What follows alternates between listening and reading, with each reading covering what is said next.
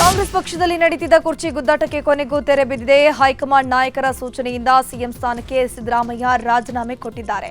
3 ವರ್ಷ ಸಿಎಂ ಆಗಿ ಕರ್ನಾಟಕವನ್ನು ಆಳಿದ್ದ ಸಿದ್ದರಾಮಯ್ಯ ಸಿಎಂ ಕುರ್ಚಿ ಬಿಟ್ಟು ಕೆಳಗಿಳಿದಿದ್ದಾರೆ. ನಿನ್ನೆ ಕಾವೇರಿ ನಿವಾಸದಿಂದ ಸಿದ್ದರಾಮಯ್ಯ ಹಾಗೂ ಡಿಕೆ ಶಿವಕುಮಾರ್ ಖಾಸಗಿ ವಾಹನದಲ್ಲಿ ಲೋಕಭವನಕ್ಕೆ ತೆರಳಿದ್ರು.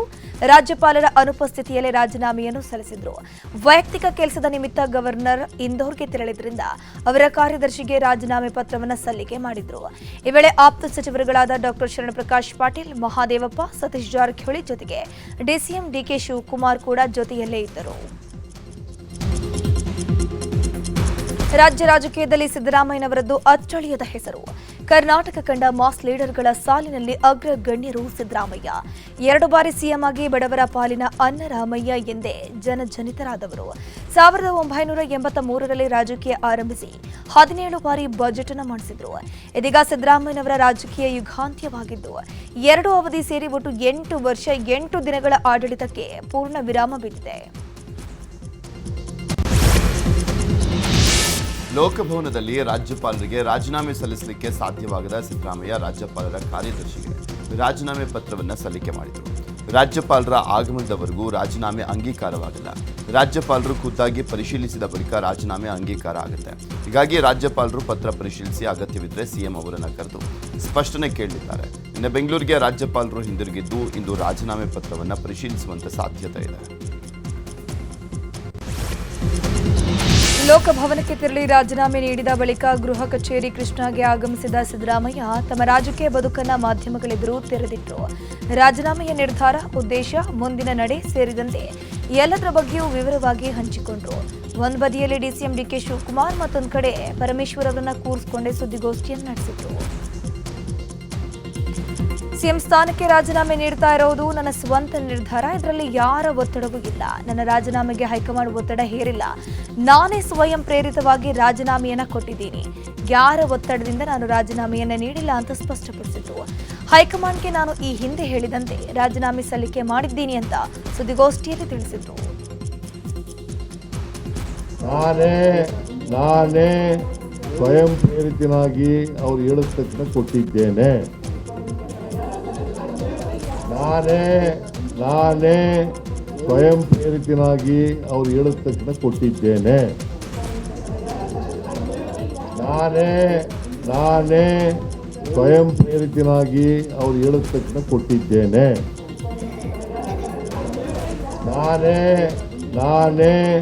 ಸ್ವಯಂ ಪ್ರೇರಿತನಾಗಿ ಅವ್ರು ಹೇಳಿದ ತಕ್ಷಣ ಕೊಟ್ಟಿದ್ದೇನೆ. ಇನ್ನು ರಾಜ್ಯಸಭೆಗೆ ಆಯ್ಕೆಯಾಗಿ ಹೋಗ್ತಾರೆ ಅನ್ನುವಂತಹ ಚರ್ಚೆಗೆ ಸ್ಪಷ್ಟನೆ ಕೊಟ್ಟರು. ನಾನು ರಾಜ್ಯಸಭೆಗೆ ಹೋಗೋದಿಲ್ಲ. ರಾಷ್ಟ್ರ ರಾಜಕಾರಣದಲ್ಲಿ ನನಗೆ ಆಸಕ್ತಿ ಇಲ್ಲ. ಸಿಎಂ ಸ್ಥಾನ ಬಿಡಲು ಹೈಕಮಾಂಡ್ ಅವರು ರಾಜ್ಯಸಭೆಯ ಆಫರ್ ಅನ್ನು ಕೊಟ್ಟಿದ್ರು. ಅದನ್ನು ನಾನು ವಿನಮ್ರವಾಗಿ ತಿರಸ್ಕಾರ ಮಾಡಿದ್ದೀನಿ ಅಂತ ಸಿದ್ದರಾಮಯ್ಯ ಹೇಳಿದ್ದಾರೆ. ಹೈಕಮಾಂಡ್ ಅವರು ನನಗೆ ರಾಜ್ಯಸಭಾಕ್ಕೆ ಹೋಗಿ ಅಂತ ಹೇಳಿದ್ರು. ರಾಜ್ಯಸಭಾಕ್ಕೆ ಹೋಗಿ ಅಂತ ಹೇಳಿದ್ರು. ನಾನು ಬಹಳ ವಿನಮ್ರವಾಗಿ ಆಗಲ್ಲ ಅಂತ ಹೇಳಿದೆ. ನಾನು ರಾಷ್ಟ್ರ ರಾಜಕಾರಣದಲ್ಲಿ ನನಗೆ ಆಸಕ್ತಿ ಇಲ್ಲ. ರಾಜ್ಯ ರಾಜಕಾರಣದಲ್ಲೇ ಇರ್ತೀನಿ ಅಂತ ಹೇಳಿದ್ದೀನಿ. ನನಗೆ ಇನ್ನೂ ಜನ ಆಯ್ಕೆ ಮಾಡಿರೋದು ನನಗೆ 5 ವರ್ಷಕ್ಕೆ ಇನ್ನೂ 2 ವರ್ಷ ಇದೆ. ಅಲ್ಲಿವರೆಗೆ ಕರ್ನಾಟಕದ ಜನಗಳ ಪರವಾಗಿ ಮತ್ತು ನಮ್ಮ ಕ್ಷೇತ್ರದ ಜನಗಳ ಪರವಾಗಿ. ಮುಡ ಹಗರಣದ ಹಿನ್ನೆಲೆಯಲ್ಲಿ ಸಾಕಷ್ಟು ನೊಂದಿರುವಂತಹ ಸಿದ್ದರಾಮಯ್ಯ ಟೀಕೆ ಮಾಡಿದವರಿಗೆ ಖಡಕ್ ಉತ್ತರ ಕೊಟ್ಟರು. ನಾನು ಅಧಿಕಾರ ಹಣದ ಹಿಂದೆ ಎಂದಿಗೂ ಹೋದವನಲ್ಲ, ಎಂದಿಗೂ ಆಸ್ತಿ ಪಾಸ್ತಿ ಮಾಡಿಕೊಂಡವನಲ್ಲ, ಮತದಾರ ದೇವರುಗಳಿಗೆ ದ್ರೋಹವನ್ನ ಮಾಡಿಲ್ಲ.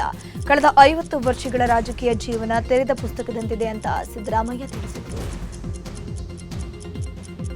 ಹಣದ ಹಿಂದೆ ಹೋದವನಲ್ಲ, ಆಸ್ತಿ ಪಾಸ್ತಿ ಮಾಡ್ಕೋಬೇಕು ಅಂತಲೂ ಕೂಡ ಯೋಚನೆ ಮಾಡಿರಲಿಲ್ಲ. ಮತದಾರ ದೇವರುಗಳು ಯಾವಾಗ ಅಧಿಕಾರ ಕೊಟ್ಟಿದ್ದಾರೆ 1978 ಜೀವನ ಅದು 50 ವರ್ಷ ಆಯ್ತಾ ಬಂದಿದೆ. 28ಕ್ಕೆ 50 ವರ್ಷ. ನನ್ನ ರಾಜಕೀಯ ಜೀವನ ತೆರೆದ ಪುಸ್ತಕ. ಇವತ್ತಿನ ರಾಜಕೀಯದಲ್ಲಿ ಜನಶಕ್ತಿ ಇರೋರು ಮಾತ್ರ ರಾಜಕೀಯ ಉಳ್ಕೊಳ್ಳಲಿಕ್ಕೆ ಸಾಧ್ಯ. ಮತ್ತೆ ಅಧಿಕಾರ ಕೊಡೋರು ಜನರೇ. ನಾನೆಂದೂ ಕೂಡ ನಾನು ನಂಬ್ಕೊಂಡಿರ್ತಕ್ಕಂಥ ಮೌಲ್ಯಗಳು ಅವುಗಳ ಜೊತೆ ರಾಜಿ ಮಾಡ್ಕೊಂಡಿಲ್ಲ. ಸಿದ್ಧಾಂತದ ನಂಬ್ಕೊಂಡಿದ್ದೀನಲ್ಲ, ಅದರಲ್ಲಿ ರಾಜಿ ಆಗಿಲ್ಲ. ಹಣದ ಹಿಂದೆ ಡಾಕ್ಟರ್ ರಾಜ್ಕುಮಾರ್ ಅವರು ಅಭಿಮಾನಿ ದೇವರು ಅಂತ ಕರೀತಾ ಇದ್ರು. ನನ್ನ ಪಾಲಿಗೆ ಮತದಾರರೇ ದೇವರು. ನಾನು ರಾಜಕಾರಣಿ, ಸಂವಿಧಾನವನ್ನೇ ಧರ್ಮ ಅಂತ ಅನ್ಕೊಂಡಿದ್ದೀನಿ. ಮತದಾರರೇ ನಮ್ಮ ಅಭಿಮಾನಿ ದೇವರು ಅಂತ ಸಿಎಂ ಸಿದ್ದರಾಮಯ್ಯ ಮತದಾರರ ಬಗ್ಗೆ ತಮಗಿರೋ ಅಭಿಮಾನವನ್ನ ಮೆಲುಕು ಹಾಕಿದ್ರು. ಕರ್ನಾಟಕದ ಮೇರು ನಟ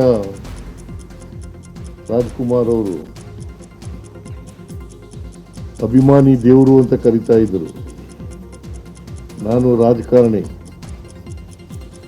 ನಾನು ಸಂವಿಧಾನನೇ ನಮ್ಮ ಧರ್ಮ ಅಂತ ತಿಳ್ಕೊಂಡಿರ್ತಕ್ಕಂಥವನು. ಮತದಾರರೇ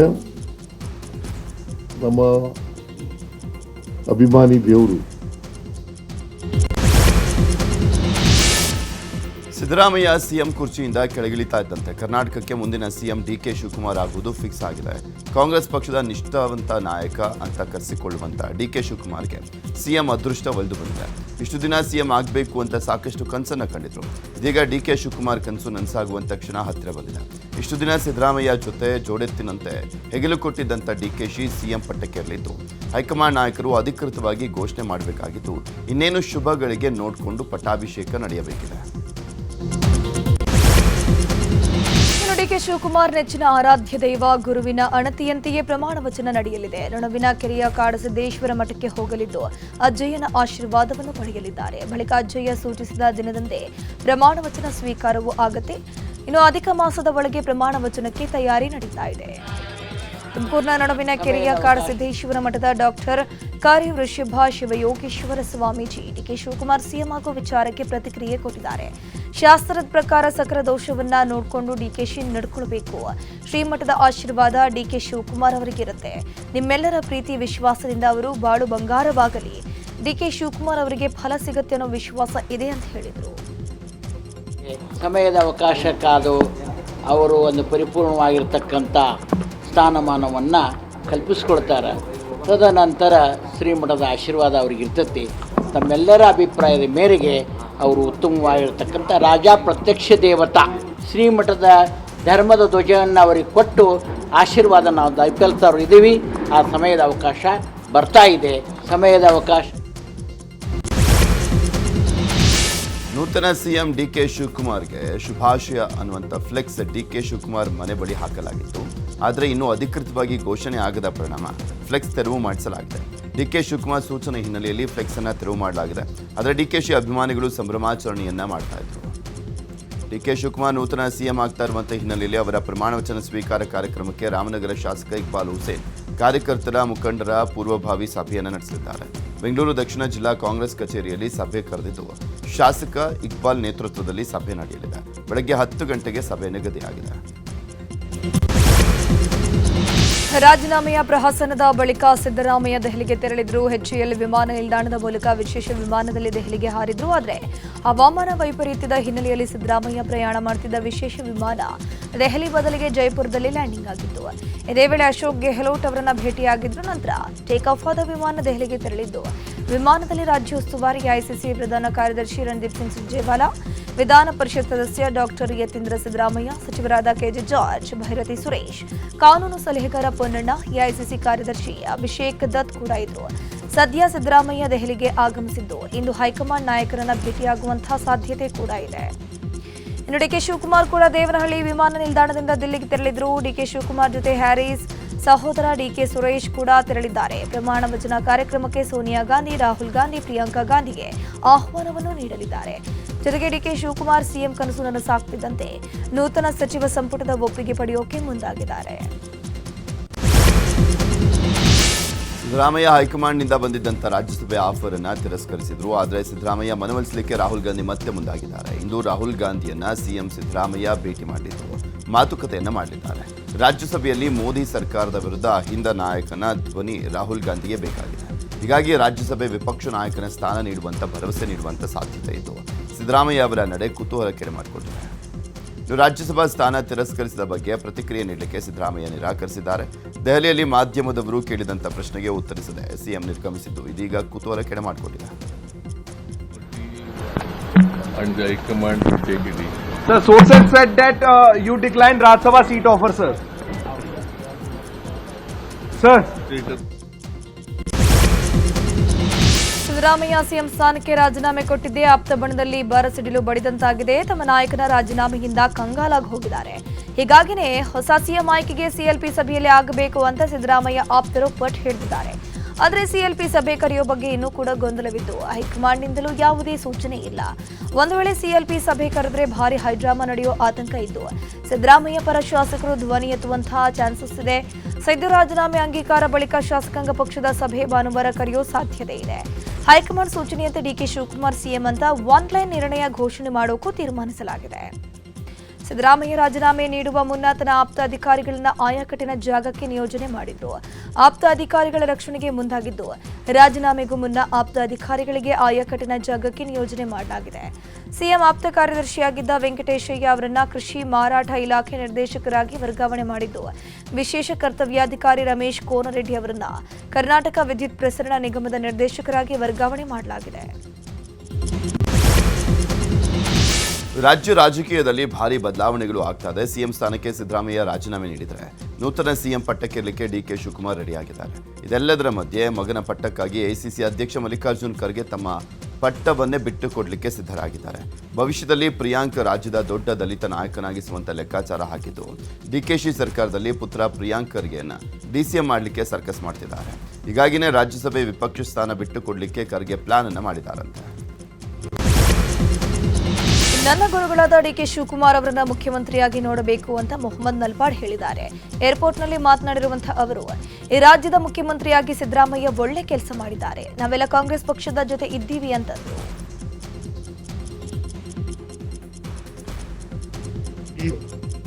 ಸಿದ್ದರಾಮಯ್ಯನವರು ಒಳ್ಳೆ ಕೆಲಸ ಮಾಡಿದ್ದಾರೆ. ನಾವು ಕಾಂಗ್ರೆಸ್ ಪಕ್ಷದಲ್ಲಿ 2021ರಿಂದ ನಾನು ಯೂತ್ ಕಾಂಗ್ರೆಸ್ ಅಧ್ಯಕ್ಷನಾಗಿ ಕೆಲಸ ಮಾಡಿದ್ದೀನಿ. ರಾಜ್ಯ ಇಡೀ ಸುತ್ತಿದ್ದೀನಿ. ನನ್ನ ಗುರುಗಳು, ನನ್ನ ಲೀಡರ್ ಆದಂತ ಡಿಕೆ ಶಿವಕುಮಾರ್ ಅವರು ಕೆಪಿಸಿಸಿ ಪ್ರೆಸಿಡೆಂಟ್ ಆಗಿ ಉಪಮುಖ್ಯಮಂತ್ರಿಗಳಾಗಿ ನೋಡಿದೀವಿ. ಮುಖ್ಯಮಂತ್ರಿಗಳಾಗಿ ನೋಡ್ಬೇಕು. ಮುಖ್ಯಮಂತ್ರಿಗಳಾಗಿ ರಾಜ್ಯ ರಾಜಕೀಯದಲ್ಲಿ ಪಟ್ಟದಾಟಕ್ಕೆ ತೆರೆ ಬೀಳ್ತಾ ಇದ್ದಂತೆ ಸಚಿವ ಸ್ಥಾನದ ಬೇಡಿಕೆಯೂ ಕೂಡ ಜಾಸ್ತಿ ಆಗ್ತಿದೆ. ನಾನು ಸಹ ಸಚಿವ ಸ್ಥಾನದ ಆಕಾಂಕ್ಷಿ ಅಂತ ಕೆಂಪೇಗೌಡ ಅಂತಾರಾಷ್ಟ್ರೀಯ ವಿಮಾನ ನಿಲ್ದಾಣದಲ್ಲಿ ಶಾಸಕ ಬೇಡೂರು ಗೋಪಾಲಕೃಷ್ಣ ತಮ್ಮ ಮನದಾಸೆಯನ್ನು ಬಿಚ್ಚಿಟ್ರು. ಭಾನುವಾರ ಸಿಎಲ್ಪಿ ಸಭೆ ನಡೆಯಲಿದೆ. ಸೋಮವಾರ ಅಥವಾ ಬುಧವಾರ ಪ್ರಮಾಣ ವಚನ ಸ್ವೀಕಾರ ಮಾಡ್ತಾರೆ. ಆ ನಂತರ ಸಚಿವ ಸಂಪುಟ ತೀರ್ಮಾನ ಆಗಲಿದೆ ಅಂತಂದ್ರು. ಕರೆದ ನಂತರ ಯಾರನ್ನ ಮುಖ್ಯಮಂತ್ರಿ ಮಾಡಬೇಕನ್ನೋದನ್ನ ನಿರ್ಧಾರವನ್ನು ಮಾಡ್ತಾರೆ. ಫಸ್ಟ್ ಸಿಎಲ್ಪಿ ಆಗಬೇಕಾಗಿದೆ, ಆನಂತರ ಮುಂದಿನ ನಿರ್ಧಾರ ಆಗ್ಬೋದು. ಆನಂತರ ಅದಾದ ನಂತರ ಮಾರನೇ ದಿವಸನೇ ಅಥವಾ ಸೋಮವಾರ ಮಂಗಳೂರೊಳಗೆ ಹೊಸ ಮುಖ್ಯಮಂತ್ರಿ ಆಗ್ತಾರೆ. ಅದೆಲ್ಲ ಏನಿಲ್ಲ, ಬಹುಮತ ಇಲ್ಲ, ಮೇಲ್ಗಡೆಯಿಂದ ಆದೇಶ ಇರುತ್ತೆ ಅಷ್ಟೇ. ಇನ್ನು ಹೈಕಮಾಂಡ್ ಏನು ಆದೇಶ ಇರುತ್ತೆ ಅದೇನೆ. ಹೈಕಮಾಂಡ್ ಉತ್ತರದಲ್ಲಿ ಕೊಟ್ಟಿರ್ತಾರೆ ಅಷ್ಟೇ. ಅವ್ರು ಏನು ತೀರ್ಮಾನ ಮಾಡ್ತಾರೆ ಸಿಎಲ್ಪಿಲಿ ಅದೇ ಅವರೇ ಮುಖ್ಯಮಂತ್ರಿ ಆಗಿರ್ತಾರೆ. ಆನಂತರ ಸೋಮವಾರ ಮಂಗಳವಾರ ದಿವಸದಲ್ಲಿ ಸೋಮವಾರ ಆಗ್ಬೋದು. ಇನ್ನು ಸಚಿವ ರಾಮಲಿಂಗಾರೆಡ್ಡಿ ಮಾತನಾಡಿ 8 ವರ್ಷ ವಿಪಕ್ಷ ನಾಯಕ ಸುದೀರ್ಘ ಅವಧಿ ಸಿಎಂ ಆಗಿದ್ದವರು ರಾಜೀನಾಮೆ ನಿರ್ಧಾರ ಬ್ರೇಕ್ಫಾಸ್ಟ್ ಮೀಟಿಂಗ್ನಲ್ಲೇ ಹೇಳಿದ್ರು. ಏನೇ ಇರಲಿ 2028 ಎಲೆಕ್ಷನ್ಗೆ ಎಲ್ಲರೂ ಕೂಡ ಒಟ್ಟಾಗಿ ಹೋಗಬೇಕಿದೆ ಅಂತಂದ್ರು. ಮತ್ತು ತಿಂಡಿ ಎಲ್ಲ ಮುಗಿದ ಮೇಲೆ ಆಮೇಲೆ ಅವ್ರ ನಿರ್ಧಾರವನ್ನು ಹೇಳಿದರು. ಹೈಕಮಾಂಡ್ ನಿರ್ದೇಶನದಂತೆ ರಾಜೀನಾಮೆ ಕೊಡ್ತಾ ಇದ್ದೀನಿ ಮತ್ತು ಮುಂದಕ್ಕೆ ಶಿವಕುಮಾರ್ ಅವ್ರನ್ನ ಮುಖ್ಯಮಂತ್ರಿಯಾಗಿ ಮಾಡ್ತೀವಿ ಅಂತ ಹೇಳಿದ್ರೆ ಅದಕ್ಕೂ ನನ್ನ ಒಪ್ಪಿಗೆ ಇದೆ ಅಂತ ಅವರು ಹೇಳಿದರು. ಆಮೇಲೆ ಸುಮಾರು 8 ವರ್ಷಗಳ ಕಾಲ ಅವರು ನಮ್ಮ ವಿಪಕ್ಷದ ನಾಯಕರಾಗಿದ್ದರು. 8 ವರ್ಷಗಳ ಕಾಲ ಮುಖ್ಯಮಂತ್ರಿ ಆಗಿದ್ದರು. ಸುಮಾರು 16 ವರ್ಷಗಳ ಕಾಲ ನಮ್ಮ ನಾಯಕರಾಗಿ ಕೆಲಸ ಮಾಡಿದಂಥವರು. ಮತ್ತು ಅವರು ಕೂಡ ಮುಂದಕ್ಕೆ 28ಕ್ಕೆ ಮತ್ತೆ ಚುನಾವಣೆಯಲ್ಲಿ ಕಾಂಗ್ರೆಸ್ ಪಕ್ಷ ಅಧಿಕಾರಕ್ಕೆ ಬರಬೇಕು. ಆ ದಿಕ್ಕಲ್ಲಿ ಎಲ್ಲರೂ ಒಗ್ಗಟ್ಟಾಗಿ ಕೆಲಸ ಮಾಡೋಣ ಅಂತ ಸಿದ್ದರಾಮಯ್ಯನವರು ಹೇಳಿ ಮತ್ತು ಎಲ್ರಿಗೂ ಕೂಡ ನಮ್ಮ ಸಚಿವ ಸಂಪುಟದ ಎಲ್ಲ ಸದಸ್ಯರಿಗೆ ಧನ್ಯವಾದಗಳು ಹೇಳಿದರು. ಅದೇ ಇನ್ನು ಬೆಳಗಾವಿಯಲ್ಲಿ ಮಾತನಾಡಿದ ಪರಿಷತ್ನ ಸದಸ್ಯ ಲಖನ್ ಜಾರಕಿಹೊಳಿ, ಸಿದ್ದರಾಮಯ್ಯ ರಾಜೀನಾಮೆ ಕಾಂಗ್ರೆಸ್ ಪತನಕ್ಕೆ ಕಾರಣವಾಗುತ್ತೆ. 3 ವರ್ಷ ಸಿದ್ದರಾಮಯ್ಯ ಆರ್ಥಿಕ ಪರಿಸ್ಥಿತಿ ಸಮಸ್ಯೆ ಆಗದಂತೆ ನಿಭಾಯಿಸಿದ್ರು. ಇನ್ನು ಮುಂದೆ ರಾಜ್ಯದಲ್ಲಿ ಗ್ಯಾರಂಟಿ ಯೋಜನೆಗಳು ಸ್ಟಾಪ್ ಆಗ್ತವೆ, ನೋಡ್ತೀರಿ ಅಂತಂದ್ರು. ನೋಡಿ, ಸಿದ್ದರಾಮಯ್ಯ ರಾಜೀನಾಮೆ ಕೊಟ್ಟರೆ ಕಾಂಗ್ರೆಸ್ ಪತನಕ್ಕೆ ಕಾರಣ ಆಗುತ್ತೆ, ಅಧೋಗತಿಗೆ ಅದು ಹೋಗುತ್ತದೆ. ಯಾಕಂದರೆ ಸಿದ್ದರಾಮಯ್ಯ ಇರೋದ್ರಿಂದ ಈಗ 3 ವರ್ಷ ಆರ್ಥಿಕ ಪರಿಸ್ಥಿತಿ ಹಿಂಗೆ ನಿಗ್ಸ್ಕೊಂಬಂದ್ರವ್ರ ಯಾರಿಗೂ ಸಮಸ್ಯೆ ಆಗಲ್ಲಂಗೆ ನಿಗ್ಸ್ಕೊಂಬಂದರು. ಈಗ ಗ್ಯಾರಂಟಿ ವಾರಂಟಿ ಏನು ಕೊಟ್ಟಿದ್ದಾರೆ ಇವರು ಕಾಂಗ್ರೆಸ್ ಅವ್ರು ಸಿದ್ದರಾಮಯ್ಯಿಂದ ಇದೆಲ್ಲ ಗ್ಯಾರಂಟಿಗೆ 3 ವರ್ಷ ಸಮಸ್ಯೆ ಆಗಲ್ಲಂಗೆ ಬಂತು. ಆಮೇಲೆ ಇದೇನಾಕೈತೆ ಮುಂದೆ ಬರ್ತಾರೆ ಗ್ಯಾರಂಟಿ ಐತಿ ಸ್ಟಾಪ್ ಆಗಿ ಆಕೈತೆ, ಅದು ಅದ್ರಾಗೇನು ಎರಡನೇ ಮಾತಿಲ್ಲ. ಮತ್ತಿನ್ನು ಇದೇನು ಸರ್ಕಾರಿ ನೌಕರಿ ಸಂಬಳ ಕೊಡ್ತಾರೆ ಅದು ಸುಜಕ್ಕೆ ಸಮಸ್ಯೆ ಆಗುತ್ತೆ ಕರ್ನಾಟಕ. ಆ ಲೆವೆಲ್ ಬಂದುಬಿಡ್ತೈತೆ. ಸಿದ್ದರಾಮಯ್ಯ ಅವರು ಈ ಹೈಕಮಾಂಡ್ ಯಾರೋ ಅವನೊಬ್ಬ ಸುರ್ಜಿವಾಲ ಯಾರೋ ವೇಣುಗೋಪಾಲ್ ಅಂತ ಅವ್ರು ಕನ್ನಡ ಮಾತಾಡೋಕ್ಕೆ ಬರೋದಿಲ್ಲ, ಇಲ್ಲಿ ಸಮಸ್ಯೆ ಗೊತ್ತಿಲ್ಲ. ಇವ್ರು ಬಂದು ಅಲ್ಲಿ ಕೂತು ಹೈಕಮಾಂಡ್ ಡೈರೆಕ್ಷನ್ ಕೊಡೋರು ಹಿರಿಯ ನಾಯಕರು. ಈಗ ಒಂದು ದೊಡ್ಡ ಸಮಾಜ ಕುರುಬ ಸಮಾಜ ಇದಕ್ಕೆ ಅನ್ಯಾಯ ಮಾಡ್ತಾರೋ. ಅದಕ್ಕಾಗಿ ಇನ್ನು ಕಾಂಗ್ರೆಸ್ ಪಕ್ಷ ಏನೈತಿ ಇನ್ನಿದು 2028ಕ್ಕೆ 40ಕ್ಕೆ ಬಂದು ಹೈತ್ರೆ ಆಶ್ಚರ್ಯಪಡುವಂಥ ವಿಷಯ ಅಲ್ಲ. ಸಿಎಂ ಸಿದ್ದರಾಮಯ್ಯ ರಾಜೀನಾಮೆ ಬೆನ್ನಲ್ಲೇ ಮಂತ್ರಿಗಿರಿ ಲಾಬಿ ಶುರುವಾಗಿದೆ. ಕೊಪ್ಪಳ ಜಿಲ್ಲೆ ನಾಯಕರಿಂದ ಮಂತ್ರಿಗಿರಿಗೆ ಲಾಬಿ ಮಾಡಲಾಗ್ತಾ ಇತ್ತು. ಹಿಟ್ನಾಳ್ ಬ್ರದರ್ಸ್ ಮತ್ತೆ ದೆಹಲಿಗೆ ತೆರಳಿದ್ದಾರೆ. ಸಚಿವ ಸ್ಥಾನದ ಆಕಾಂಕ್ಷಿಯಾಗಿರುವಂಥ ರಾಘವೇಂದ್ರ ಹಿಟ್ನಾಳ್ ಸಂಸದ ರಾಜಶೇಖರ್ ಹಿಟ್ನಾಳ್ ಜೊತೆಯಲ್ಲಿ ದೆಹಲಿಗೆ ತೆರಳಿದ್ದಾರೆ. ಇತ್ತ ಶಿವರಾಜ್ ತಂಗಡಗಿ ಕೂಡ ದೆಹಲಿಗೆ ಪ್ರಯಾಣವನ್ನು ಬೆಳೆಸಲಿದ್ದಾರೆ. ರಾಜ್ಯ ಕಾಂಗ್ರೆಸ್ನಲ್ಲಿ ನಾಯಕತ್ವದ ಬದಲಾವಣೆ ದೊಡ್ಡ ಸದ್ದು ಮಾಡ್ತಾ ಇದೆ. ಸಿಎಂ ಸ್ಥಾನಕ್ಕೆ ಸಿದ್ದರಾಮಯ್ಯ ರಾಜೀನಾಮೆಯನ್ನು ನೀಡ್ತಾ ಇದ್ದಂತೆ ದಲಿತ ಡಿಸಿಎಂ ಕೂಗು ಎದ್ದಿದೆ. ಕೆಎಚ್ ಮುನಿಯಪ್ಪ ಅವರಿಗೆ ಹುದ್ದೆ ನೀಡಬೇಕು ಅಂತ ದಲಿತ ಮುಖಂಡರು ಒತ್ತಾಯ ಮಾಡುತ್ತಿದ್ದಾರೆ. ಕೆಎಚ್ ಮುನಿಯಪ್ಪ ಕೇಂದ್ರ ಮತ್ತು ರಾಜ್ಯದಲ್ಲಿ ಸಚಿವರಾಗಿ ಕೆಲಸವನ್ನ ಮಾಡಿದ್ದಾರೆ. ದಲಿತ ಸಿಎಂ ಮಾಡೋಕೆ ಕಾಂಗ್ರೆಸ್ಗೆ ಮನಸ್ಸಿಲ್ಲ. ಹೀಗಾಗಿ ದಲಿತ ಡಿಸಿಎಂ ಆಗಿ ಕೆಎಚ್ ಮುನಿಯಪ್ಪ ಅವರನ್ನ ಮಾಡಿ ಅಂತ ಕೋಲಾರದಲ್ಲಿ ದಲಿತ ಮುಖಂಡ ನಾರಾಯಣಸ್ವಾಮಿ ಆಗ್ರಹ ಮಾಡಿದ್ದಾರೆ. ಮುಖ್ಯಮಂತ್ರಿ ಒಂದು ಸ್ಥಾನಮಾನವನ್ನು ದಲಿತರಿಗಾಗಿ ಕೂಗಿಟ್ಟು ದಲಿತರಿಗಾಗಿ ಒಂದು ಧ್ವನಿ ಎತ್ತಿರ್ತಕ್ಕಂಥ ನಾವುಗಳೆಲ್ಲ ಇವತ್ತು ದಲಿತ ಮುಖ್ಯಮಂತ್ರಿ ಆಗಬೇಕಾಗಿತ್ತು. ಆದರೂ ಸಹ ದಲಿತ ಮುಖ್ಯಮಂತ್ರಿ ಮಾಡೋದಕ್ಕೆ ಇವ್ರ ಕೈಲಿ ಯಾರ ಕೈಲಿ ಸಾಧ್ಯವಾಗಲಿಲ್ಲ. ಆದ್ದರಿಂದ ಈಗಲಾದ್ರೂ ನಮ್ಮ ಈ ಕೋಲಾರ ಜಿಲ್ಲೆಯಲ್ಲ 7 ಬಾರಿನೂ ಸಂಸದರಾಗಿರ್ತಕ್ಕಂಥ ಸನ್ಮಾನ್ಯ ಶ್ರೀ ಕೆಎಚ್ ಮುನಿಯಪ್ಪನವರು ಒಂದು ಬಾರಿನಾಗಲಿ ಸಹ ನೀವು ಈ ರಾಜ್ಯದ ಒಂದು ಚುಕ್ಕಾಣಿ ಹಿಡಿತಕ್ಕಂಥದ್ದು ಕೇಂದ್ರದಲ್ಲಿ ಚುಕ್ಕಾಣಿ ಹಿಡಿದಿದ್ದಾರೆ. ಹಾಗಾಗಿ ದಲಿತ DCM ಒಂದು ಕೂಗನ್ನು ಇವತ್ತು ನಾವು ಎಬ್ಬರಿಸ್ತಾ ಇದ್ದೀರಿ. ದಯವಿಟ್ಟು ಎಲ್ಲರೂ ಸೇರಿ ದಲಿತ ಒಂದು DCM ಆಗಬೇಕಾಗಿರ್ತಕ್ಕಂಥದ್ದು ಸನ್ಮಾನ್ಯ ಶ್ರೀ ಕೆಎಚ್ ಮುನಿಯಪ್ಪನವರು ಇವತ್ತು ಆ ಒಂದು ದಾಟಿಯಲ್ಲಿ ಆ ದಾರಿಯಲ್ಲಿದ್ದಾರೆ. ದಯವಿಟ್ಟು ಮಾಡಲೇಬೇಕು. ವಿಜಯಪುರದಲ್ಲಿ ಬಸನಗೌಡ ಪಾಟೀಲ್ ಯತ್ನಾಳ್ ಮಾತನಾಡಿ, ಇದು ಸಿದ್ದರಾಮಯ್ಯನವರಿಗೆ ಕಪ್ಪು ದಿನ. ಯಡಿಯೂರಪ್ಪ ಸಿದ್ದರಾಮಯ್ಯ ಯುಗಾಂತ್ಯ ಆಗಿದೆ. ಮಕ್ಕಳು ಸ್ವಂತ ಸಾಮರ್ಥ್ಯದ ಮೇಲೆ ಬೆಳೆಯಬೇಕು. ಅಪ್ಪನ ಹೆಸರಲ್ಲಿ ಬೆಳೆಯುವಂಥದ್ದು ಬಿಡಬೇಕು. ದೇಶದಲ್ಲಿ ಎಲ್ಲ ಹಿಂದೂ ವಿರೋಧಿ ಸಿಎಂಗಳ ಅಂತ್ಯವಾಗಿದೆ. ಕೇರಳಂ, ಪಶ್ಚಿಮ ಬಂಗಾಳ, ಕರ್ನಾಟಕ, ತಮಿಳುನಾಡಿನಲ್ಲಿ ಅಂತ್ಯವಾಗಿದೆ ಅಂತ ಹೇಳಿದ್ದಾರೆ. ಸಿದ್ದರಾಮಯ್ಯನವರ ಕಪ್ಪು ದಿನ ಇದು. ಯಡಿಯೂರಪ್ಪ ಸಿದ್ದರಾಮಯ್ಯ ಯುಗಾಂತ್ಯ ಆಯ್ತು. ಇನ್ನು ಮಕ್ಕಳು ಅವ್ರ ಶಕ್ತಿ ಸಾಮರ್ಥ್ಯದ ಮ್ಯಾಗ ಬೆಳಿಬೇಕು, ಇವ್ರ ಅಪ್ಪಗಳ ಮ್ಯಾಗ ಬೆಳೆಯುವಂಥ ಕೆಲಸ ಬಂದಾಗ ಅದಕ್ಕೆ ಸಿದ್ದರಾಮಯ್ಯನವರು ಏನೇ ಇರಲಿ, ಅವ್ರು ಏನು ಕೆಟ್ಟ ಕೆಲಸ ಮಾಡಿದ್ರು ನಾವೊಬ್ಬ ರಾಜಕಾರಣಿಯಾಗಿ ಅವರ ಜೀವನ ಒಳ್ಳೆಯದಾಗಲಿ. ಅವ್ರು ಏನೇ ಇರಲಿ ಎಲ್ಲೆಲ್ಲೂ ಕೆಲವೊಂದು ಒಳ್ಳೆಯ ಕೆಲಸನೂ ಮಾಡಿರ್ತಾರೆ. ಬರೀ ಟೀಕೆನೂ ಮಾಡೋದು ಒಳ್ಳೆಯದಲ್ಲ, ಅದು ಒಳ್ಳೆಯ ರಾಜಕಾರಣಿ ಲಕ್ಷಣ ಅಲ್ಲ. ಸಿದ್ದರಾಮಯ್ಯರವರಿಗೆ ಶುಭ ವಿದಾಯ ಹೇಳ್ತೀವಿ. ಆದ್ರೆ ಒಂದು ಮಾತ್ರ 2026 ನಾವು ನೆನೆಸ್ಕೋಬೇಕಪ್ಪ, ಏನಂದ್ರೆ ಎಲ್ಲ ಹಿಂದೂ ವಿರೋಧಿ ಮುಖ್ಯಮಂತ್ರಿಗಳ ಅಂತ್ಯ ಆಯಿತು. ಕೇರಳದಾಗ ಅಂತ್ಯ ಆಯಿತು, ಪಶ್ಚಿಮ ಬಂಗಾಳದಾಗ ಅಂತ್ಯ ಆಯಿತು, ಕರ್ನಾಟಕದಾಗ ಅಂತ್ಯ ಆಯಿತು. ಇನ್ನು ಮಂಗಳೂರಿನಲ್ಲಿ ಕೇಂದ್ರ ಸಚಿವ ಪ್ರಹ್ಲಾದ್ ಜೋಶಿ ಮಾತನಾಡಿ, ಸಿದ್ದರಾಮಯ್ಯ ಅವರನ್ನ ಹೈಕಮಾಂಡ್ ನಡೆಸಿಕೊಂಡಂಥ ರೀತಿ ಸರಿಯಲ್ಲ. ಸಿದ್ದರಾಮಯ್ಯನವರಿಗೆ ರಾಹುಲ್ ಗಾಂಧಿ ಅಪಮಾನ ಮಾಡಿದ್ದಾರೆ ಅಂತ ಹೇಳಿದರು. ವಿಷಯದಲ್ಲಿ ನಾನು DK ಶಿವಕುಮಾರ್ ಆಗ್ತಾರೋ ಮತ್ತೊಬ್ಬರು ಆಗ್ತಾರೋ ಅದ್ರ ಬಗ್ಗೆ ನಾನು ಮಾತನಾಡ್ತಾ ಇಲ್ಲ. ಅವರಾದರೂ ಸಂತೋಷನೇ. ಆದರೆ ಇದ್ದ ಒಬ್ಬ OBC ಮುಖ್ಯಮಂತ್ರಿನ ಯಾವ ರೀತಿ ಡಿಸ್ಟರ್ಬ್ ಮಾಡ್ತಾ ಇದ್ದಾರೆ ಅನ್ನುವಂಥದ್ದು ಅಷ್ಟೇ ಮಹತ್ವದಿದೆ ಅಂತ ನಾನು ಭಾವಿಸಿದ್ದೇನೆ. ಭ್ರಷ್ಟಾಚಾರ, ಅರಾಜಕತೆಯಲ್ಲಿ, ಸರ್ಕಾರ ಅಥವಾ ಅಸ್ಥಿರತೆಯಲ್ಲಿ, ಅವಿಶ್ವಾಸದಲ್ಲಿ, ವಿಶ್ವಾಸದ ಕೊರತೆಯಲ್ಲಿ ಸಾಕಷ್ಟು ಗೊಂದಲಗಳ ನಿರ್ಮಾಣ ಮಾಡಿಕೊಂಡು ಬಿಟ್ಟಿದ್ದಾರೆ. ಆದರೆ ಇದರ ಮಧ್ಯದಲ್ಲಿ ಇವರು ತಾವು ಏನನ್ನ ಹೇಳ್ತಾ ಇದ್ರು ಅದನ್ನು ಒಂದು ಮೀರಿ, ಅಂದರೆ ತಾವೇ ಹೇಳ್ತಾ ಇದ್ರು OBC ಅಂತ. ಆದರೆ ಇರುವ ಒಬ್ಬ OBCಯ ಒಬ್ಬ ನಾಯಕನನ್ನು ಯಾವ ರೀತಿ ವೀರೇಂದ್ರ ಪಾಟೀಲ್ ಅವರನ್ನು ರಾಜೀವ್ ಗಾಂಧಿ ಅವರು ಅಪಮಾನ ಮಾಡಿದ್ರು. ಅಪ್ಪ ರಾಜೀವ್ ಗಾಂಧಿ ಅವರು ವೀರೇಂದ್ರ ಪಾಟೀಲ್ ಅವರನ್ನು ಯಾವ ರೀತಿ ನಡೆಸಿಕೊಂಡ್ರು. ರಾಹುಲ್ ಗಾಂಧಿ ಮಗ ಈಗ ಸಿದ್ದರಾಮಯ್ಯನವ್ರನ್ನ ನಡೆಸ್ಕೊಂಡಿದ್ದಾರೆ.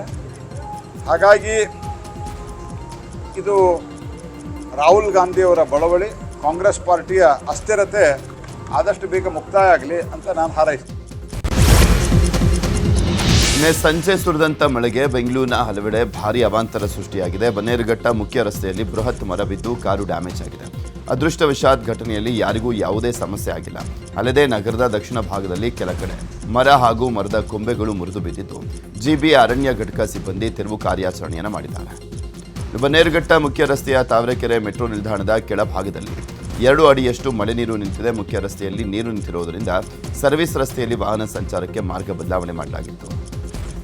ಇನ್ನು ರಾಜಾಜಿನಗರದಲ್ಲಿ ಸಿಡಿಲು, ಗುಡುಗು, ಬಿರುಗಾಳಿ ಸಹಿತ ಧಾರಾಕಾರ ಮಳೆಯಾಗಿದೆ. ಬಿಟಿಎಂ ಲೇಔಟ್ನಲ್ಲಿ ಆಲಿಕಲ್ಲು ಮಳೆ ಆಗಿದೆ. ಇನ್ನುಳಿದಂತೆ Shanthinagar, Majestic, corporation circle, Lalbagh ಪ್ರದೇಶದಲ್ಲಿ ಜೋರು ಮಳೆಯಾಗಿದೆ. ಜೆಪಿ ನಗರದ 8ನೇ ಮುಖ್ಯ ರಸ್ತೆಯಲ್ಲಿ ಮರ ಧರೆಗುರುಳಿದೆ. ಬಸವನಗುಡಿಯ ಬಿಪಿ ವಾಡಿಯಾ ರಸ್ತೆಯಲ್ಲೂ ಕೂಡ ಮರಗಳು ಉರುಳಿ ಬಿದ್ದಿದ್ದು ಸಂಚಾರದಲ್ಲಿ ಅಸ್ತವ್ಯಸ್ತವಾಗಿ ಸವಾರು ಪರದಾಟವನ್ನು ಮಾಡಿದರು. ಕೊಪ್ಪಳದಲ್ಲಿ ಉತ್ತಮ ಮಳೆಯಾಗಿದ್ದು ಕೃಷಿ ಚಟುವಟಿಕೆಗಳಿಗೆ ರೈತರು ಸಜ್ಜಾಗಿದ್ದಾರೆ. ಆದರೆ ಯುದ್ಧದ ನೆಪದಲ್ಲಿ ಸಕಾಲಕ್ಕೆ ಪೆಟ್ರೋಲ್ ಬಂಕ್ಗಳಲ್ಲಿ ಡೀಸೆಲ್ ಸಿಗ್ತಿಲ್ಲ. ಇದರಿಂದ ರೈತರು ಪರದಾಟ ನಡೆಸಿದ್ದಾರೆ. ಯಲಬುರ್ಗಾದಲ್ಲಿ ಟ್ರ್ಯಾಕ್ಟರ್ಗಳಿಗೆ ಡೀಸೆಲ್ ಸಿಗ್ತಿಲ್ಲ. ಹೀಗಾಗಿ ಅರ್ಧ ದಿನ ಡೀಸೆಲ್ಗಾಗಿ ಕಾಯಬೇಕಾದ ಪರಿಸ್ಥಿತಿಯಲ್ಲಿ ನಿರ್ಮಾಣ ಆಗಿದೆ. ಈ ಹಿಂದೆ ಬೆಳಗಾವಿ ಎಸ್ಪಿಯಾಗಿ ಕಾರ್ಯನಿರ್ವಹಿಸಿದ್ದಂಥ ಐಪಿಎಸ್ ಅಧಿಕಾರಿ ಸಂದೀಪ್ ಪಾಟೀಲ್ ಮತ್ತೆ ಬೆಳಗಾವಿಗೆ ಬಂದಿದ್ದಾರೆ. ಬೆಳಗಾವಿ ಉತ್ತರ ವಲಯದ ಐಜಿಯಾಗಿ ಅಧಿಕಾರವನ್ನು ಸ್ವೀಕಾರ ಮಾಡಿದ್ದಾರೆ. ಸಂದೀಪ್ ಪಾಟೀಲ್ ಅವರಿಗೆ ಸ್ವಾಗತವನ್ನು ಕೋರಲಾಗಿದೆ. ಇರಾನ್ ಅಮೆರಿಕ ಯುದ್ಧದ ಪರಿಣಾಮದಿಂದ ರಾಜ್ಯದಲ್ಲಿ ಹಲವೆಡೆ ಸಿಲಿಂಡರ್ ಅಭಾವ ಉಂಟಾಗಿದೆ. ಇದರ ಬೆನ್ನಲ್ಲೇ ಬೀದರ್ ಜಿಲ್ಲೆಯ ಪೊಲೀಸರು ಭರ್ಜರಿ ಕಾರ್ಯಾಚರಣೆ ಮಾಡಿದ್ದು ಕಾಳಸಂತೆಯಲ್ಲಿ ಗ್ಯಾಸ್ ಸಿಲಿಂಡರ್ ಮಾರಾಟ ಮಾಡುತ್ತಿದ್ದ ಕದಿಮರ ಹೆಡೆಮುರಿ ಕಟ್ಟಿದ್ದಾರೆ. ಮರಕ್ಕಲ್ ಗ್ರಾಮದಲ್ಲಿ ಕಾಳಸಂತೆಯಲ್ಲಿ ಮಾರಾಟ ಮಾಡೋಕೆ ಒಯ್ಯುತ್ತಿದ್ದ 48 ಎಲ್ಪಿಜಿ ಸಿಲಿಂಡರ್ ಅನ್ನು ವಶಕ್ಕೆ ಪಡ್ಕೊಂಡಿದ್ದಾರೆ. ಬಿಸಿಲ ಬೇಗೆಯಿಂದ ಕಂಗೆಟ್ಟು ಸೀಳು ನಾಯಿಗಳ ಗುಂಪೊಂದು ಕೆರೆಯಲ್ಲಿ ಮಿಂದೆದ್ದಿದೆ. ಚಾಮರಾಜನಗರದ ಬಂಡೀಪುರ ಹುಲಿ ಸಂರಕ್ಷಿತ ಪ್ರದೇಶದ ಕಣಿಯನಪುರ ಕಾಲೋನಿಯಲ್ಲಿ ಸೀಳು ನಾಯಿಗಳು ಕಾಣಿಸಿಕೊಂಡಿದೆ. ಸೀಳು ನಾಯಿಗಳ ದೃಶ್ಯ ಸ್ಥಳೀಯರ ಮೊಬೈಲ್ನಲ್ಲಿ ಸೆರೆಯಾಗಿದೆ. ಅಕ್ರಮವಾಗಿ ಅನ್ನಭಾಗ್ಯದ ಅಕ್ಕಿ ಸಾಗಿಸುತ್ತಿದ್ದ ವ್ಯಕ್ತಿಯನ್ನು ಚಾಮರಾಜನಗರ ಪೂರ್ವ ಗ್ರಾಮಾಂತರ ಪೊಲೀಸರು ಅರೆಸ್ಟ್ ಮಾಡಿದ್ದಾರೆ. ನಾಗವಳ್ಳಿ ಗ್ರಾಮದ ಸೈಯದ್ ಶಾಬುದ್ದೀನ್ ಎಂಬಾತ ಮೋಟಾರ್ಸೈಕಲ್ನಲ್ಲಿ ಪಡೆದ ಅಕ್ಕಿಯನ್ನು ಸಾಗಾಟ ಮಾಡುತ್ತಿದ್ದ. ಈ ವೇಳೆ ಪೊಲೀಸರು ದಾಳಿ ನಡೆಸಿ ಆತನನ್ನು ಅರೆಸ್ಟ್ ಮಾಡಿದ್ದಾರೆ. ನಿವೇಶನ ಹಂಚಿಕೆಯಲ್ಲಿ ಅಕ್ರಮ ನಡೆದಿದೆ ಅಂತ ಆರೋಪಿಸಿ ಸಿಪಿಐಎಂ ಕಾರ್ಯಕರ್ತರು ಬೀದಿಗಿಳಿದಿದ್ರು. ಈ ವೇಳೆ ಚಿಕ್ಕಬಳ್ಳಾಪುರದ ಗೌರಿಬಿದನೂರು ತಾಲೂಕಿನ ಪಂಚಾಯಿತಿ ಕಚೇರಿಗೆ ಮುತ್ತಿಗೆ ಹಾಕಲಿಕ್ಕೆ ಯತ್ನಿಸಿದಂಥ ಘಟನೆ ನಡೆದಿದೆ. ಶಾಸಕ ಪುಟ್ಟಸ್ವಾಮಿ ಗೌಡ ಹಾಗೂ ತಾಲೂಕು ಆಡಳಿತ ಕೈಗೊಂಡಿರುವಂತಹ ನಿವೇಶನ ಹಂಚಿಕೆಯಲ್ಲಿ ಪಂಚಾಯತ್ ರಾಜ್ ನಿಯಮಗಳನ್ನು ಉಲ್ಲಂಘನೆ ಮಾಡಲಾಗಿದೆ ಅಂತ ಸಿಪಿಐಎಂ ಕಾರ್ಯಕರ್ತರು ಕಿಡಿಕಾರಿದರು. ಧಾರವಾಡ ಪ್ರತ್ಯೇಕ ಪಾಲಿಕೆ ಹೋರಾಟ ನಡೆದಿದೆ. ಇದರ ಬೆನ್ನಲ್ಲೇ ಇವತ್ತು ಹುಬ್ಬಳ್ಳಿಯಲ್ಲಿ ಮಹಾನಗರ ಪಾಲಿಕೆ ಸಾಮಾನ್ಯ ಸಭೆ ನಡೆಯಲಿದೆ. ಪಾಲಿಕೆ ಮೇಯರ್ ಜ್ಯೋತಿ ಪಾಟೀಲ್ ಅಧ್ಯಕ್ಷತೆಯಲ್ಲಿ ಸಭೆ ನಡೆಯಲಿದ್ದು ವಿವಿಧ ವಿಷಯಗಳ ಕುರಿತು ಇಲ್ಲಿ ಚರ್ಚೆ ನಡೆಯಲಿದೆ. ಕೋಲಾರ ನಗರದ ಬಸ್ ನಿಲ್ದಾಣ ವೃತ್ತದಲ್ಲಿರುವಂತಹ ಐತಿಹಾಸಿಕ ಆಂಜನೇಯ ಸ್ವಾಮಿ ದೇಗುಲ ಜೀರ್ಣೋದ್ಧಾರಕ್ಕೆ ಒತ್ತಾಯಿಸಿ ಜೂನ್ 2ರಂದು ಬೃಹತ್ ಧರಣಿ ಸತ್ಯಾಗ್ರಹಕ್ಕೆ ಹಿಂದೂ ಸಂಘಟನೆಗಳು ಕರೆಯನ್ನು ಕೊಟ್ಟಿವೆ. ಮುಜರಾಯಿ ಇಲಾಖೆಗೆ ಸೇರಿರುವಂತಹ ಆಂಜನೇಯ ಸ್ವಾಮಿ ದೇಗುಲ ಶಿಥಿಲಾವಸ್ಥೆಗೆ ತಲುಪಿದ್ರು. ಇಲಾಖೆ ಅಧಿಕಾರಿಗಳು ಹಲವು ವರ್ಷದಿಂದ ದೇಗುಲ ಜೀರ್ಣೋದ್ಧಾರ ಮಾಡದೆ ನಿರ್ಲಕ್ಷ್ಯ ತೋರ್ತಾ ಇದ್ದಾರೆ ಅಂತ ಆರೋಪ ಮಾಡಲಾಗಿದೆ. ಹಾಗಾಗಿ ಜೂನ್ 2ರಂದು ಧರಣಿ ಸತ್ಯಾಗ್ರಹಕ್ಕೆ ಕರೆಯನ್ನು ಕೊಡಲಾಗಿದೆ. ಧರಣಿಯಲ್ಲಿ ಚಿತ್ರನಟ ಅನಿರುದ್ಧ್ ಸೇರಿದಂತೆ ಹಿಂದೂ ಸಂಘಟನೆಗಳ ಮುಖಂಡರು ಭಾಗಿಯಾಗಲಿದ್ದಾರೆ. ಚಿಕ್ಕಬಳ್ಳಾಪುರ ಜಿಲ್ಲೆ ಗೌರಿಬಿದನೂರು ಪೊಲೀಸರು ಅಂತರ್ ಜಿಲ್ಲಾ ಕಳ್ಳಿಯರನ್ನು ಅರೆಸ್ಟ್ ಮಾಡಿದ್ದಾರೆ. ಆರೋಪಿಗಳಿಂದ 174 ಗ್ರಾಂ ಚಿನ್ನಾಭರಣ ವಶಪಡಿಸಿಕೊಂಡಿದ್ದಾರೆ. ಕಲಬುರಗಿಯ ಬಾಪೂಜಿ ನಗರ ವಿಮಲಾ ಪದ್ಮಲಕ್ಷ್ಮಿ ಬಂಧಿತರು. ಗೌರಿಬಿದನೂರು ಬಸ್ ನಿಲ್ದಾಣದಿಂದ ಮಹಿಳೆಯೊಬ್ಬರು ಸಂಬಂಧಿತರ ಗೃಹ ಪ್ರವೇಶಕ್ಕೆ ಹೋಗ್ತಿದ್ದಾಗ ಬ್ಯಾಗ್ನಲ್ಲಿದ್ದ ಚಿನ್ನಾಭರಣ ಕದ್ದು ಎಸ್ಕೇಪ್ ಆಗಿದ್ರು. ಈ ಹಿನ್ನೆಲೆಯಲ್ಲಿ ಪ್ರಕರಣ ದಾಖಲಿಸಿಕೊಂಡಿದ್ದ ಪೊಲೀಸರು ಕಳ್ಳಿಯರನ್ನು ಅರೆಸ್ಟ್ ಮಾಡಿದ್ದಾರೆ. ಬಕ್ರೀದ್ ಹಬ್ಬದ ದಿನವೇ ಪತ್ನಿಯನ್ನ ಪಾಪಿ ಪತಿ ಕೊಂದಿರುವಂಥ ಘಟನೆ ಹಾಸನ ಜಿಲ್ಲೆ ಚನ್ನರಾಯಪಟ್ಟಣದ ಕಂಚಗಾರ ಬೀದಿಯಲ್ಲಿ ನಡೆದಿದೆ. ಹಣಕ್ಕಾಗಿ ಪತ್ನಿ ಗುಲ್ಶರ್ ಬಾನು ಮನಿಯವರನ್ನ ಸೈಫುಲ್ಲಾ ಪೀಡಿಸ್ತಾ ಇದ್ದಂತೆ. ಮೊದಲಿಂದಲೂ ಕೂಡ ಪತ್ನಿಗೆ ಹಿಂಸೆ ಕೊಡುತ್ತಲೇ ಇದ್ದಂತೆ. 2 ಮಕ್ಕಳನ್ನ ಹಣಕ್ಕಾಗಿ ಮಾರಾಟ ಮಾಡಿ ಪತ್ನಿಯನ್ನ ಕೊಲೆ ಮಾಡಿದ್ದಾನೆ ಅಂತ ಗುಲ್ಶರ್ ಬಾನು ಕುಟುಂಬಸ್ಥರು ಆರೋಪ ಮಾಡಿದ್ದಾರೆ. ದಾವಣಗೆರೆಯಲ್ಲಿ ಇಂದು ಯುಬಿಡಿಟಿ ಎಂಜಿನಿಯರಿಂಗ್ ಕಾಲೇಜು ಅಮೃತ ಮಹೋತ್ಸವ ಆಯೋಜನೆ ಮಾಡಲಾಗಿದೆ. ಯುಬಿಡಿಟಿ ಎಂಜಿನಿಯರಿಂಗ್ ಕಾಲೇಜು ಯಶಸ್ವಿ 75 ವರ್ಷಗಳನ್ನು ಪೂರೈಸಿದಂಥ ಹಿನ್ನೆಲೆಯಲ್ಲಿ ಇಂದಿನಿಂದ 2 ದಿನಗಳ ಕಾಲ ಅದ್ದೂರಿಯಾಗಿ ವಜ್ರ ಮಹೋತ್ಸವ ಕಾರ್ಯಕ್ರಮ ನಡೆಯಲಿದೆ. ಉಪರಾಷ್ಟ್ರಪತಿ ಸಿಪಿ ರಾಧಾಕೃಷ್ಣನ್ ಹಾಗೂ ರಾಜ್ಯಪಾಲ ತಾವರ್ಚಂದ್ ಗೆಹ್ಲೋಟ್ ಭಾಗಿಯಾಗಲಿದ್ದು ನಗರದಲ್ಲಿ ಕಟ್ಟುನಿಟ್ಟಿನ ಭದ್ರತೆಯನ್ನು ಕೈಗೊಳ್ಳಲಾಗಿದೆ.